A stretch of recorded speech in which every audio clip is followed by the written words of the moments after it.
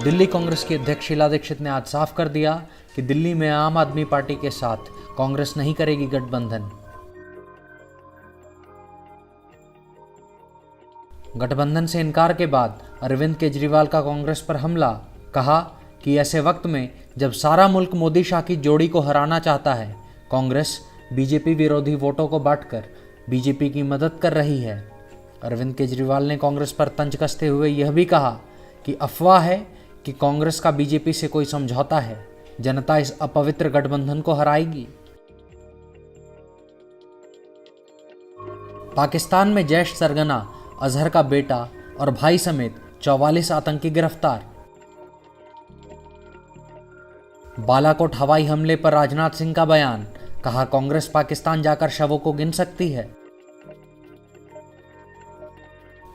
गृह मंत्री राजनाथ सिंह ने कहा आज या कल में चल जाएगा पता कि बालाकोट में कितने आतंकी मारे गए। बिहार के नगर विकास एवं आवास मंत्री सुरेश कुमार शर्मा ने किया ऐलान।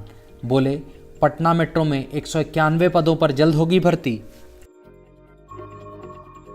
नियमों के उल्लंघन को लेकर आरबीआई की सख्ती जारी। 2 दिन के भीतर एसबीआई समेत 5 बैंकों पर लगाया जुर्माना। भारत बंद को लेकर बिहार में जगह जगह रेल व सड़क किए गए जाम। भागलपुर में व्यवसायियों और कार्यकर्ताओं के बीच हुई मारपीट।